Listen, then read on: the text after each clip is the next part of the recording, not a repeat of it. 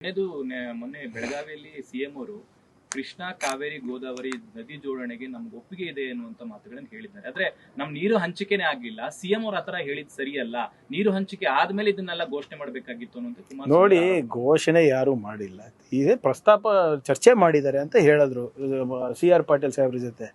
ಅದಕ್ಕೆ ಯಾಕೆ ಇವರು ಇದು ನದಿ ಜೋಡಣೆ ಅಷ್ಟು ಸುಲಭದ ಕೆಲಸ ಹೇಳಿ? ನಮ್ಗೆ ಬರೋ ಪಾಲೇ ಇವಾಗ ಕಾನೂನು ಹೋರಾಟ ಮಾಡಿ ತಗೋತಾ ಇದ್ದೀವಿ. ಅದು ಕೃಷ್ಣ ಇರ್ಬೋದು, ಉಜ್ನಿ ಇರ್ಬೋದು, ಕಾಗಿನ ಇರ್ಬೋದು, ನಿಮ್ಮ ಕಾವೇರಿ ಇರ್ಬೋದು. ಸೊ ಏನೇ ಇದ್ರೂ ಕೂಡ ಇದು ನದಿ ಜೋಡಣೆ ವಿಚಾರ ಈಗ 20 ವರ್ಷ ಆಯ್ತಲ್ಲ, ಚರ್ಚೆ ಆಗ್ತಾನೇ ಇದೆ. ನೋಡೋಣ, ಫಸ್ಟ್ ನೀವು ಹೇಳ್ದಂಗೆ ನಮ್ಮ ಪಾಲು ನಮ್ಗೆ ಬರಲಿ, ಅದಾದ್ಮೇಲೆ ಇವೆಲ್ಲ ಶೀಘ್ರದಲ್ಲೇ ಆಗುತ್ತೆ. ಈಗ ಮುಖ್ಯಮಂತ್ರಿಗಳು ಭಾಳ ಸ್ಪಷ್ಟವಾಗಿ ಹೇಳಿದ್ದಾರೆ, ಕಾಂಗ್ರೆಸ್ ಅಧ್ಯಕ್ಷರು ಹೇಳಿದ್ದಾರೆ, ಈ ಇಂಥ ಸಂದರ್ಭದಲ್ಲಿ ಫುಲ್ ಫ್ಲೆಶ್ ಕ್ಯಾಬಿನೆಟು ಆದಷ್ಟು ಬೇಗ ಆದರೆ ಈ ಒಂದು ತುರ್ತು ಪರಿಸ್ಥಿತಿ ಥರ ಏನು ನಿರ್ಮಾಣ ಆಗ್ತಾ ಇದೆ, ಬರೋದಿರ್ಬೋದು ಅಥವಾ ನೆರೆದಿರ್ಬೋದು. ಸೊ ಒಂದು ಫುಲ್ ಫ್ಲೆಶ್ ಕ್ಯಾಬಿನೆಟ್ ಇದ್ದರೆ ಎಲ್ಲರಿಗೂ ಜವಾಬ್ದಾರಿ ಕೊಟ್ಟು ಬೇಗ ಒಂದು ಎಲ್ಲರಿಗೂ ಪರಿಹಾರ ಕೊಡ್ಬೋದು ಅಂತ ಇದೆ. So that is very clear.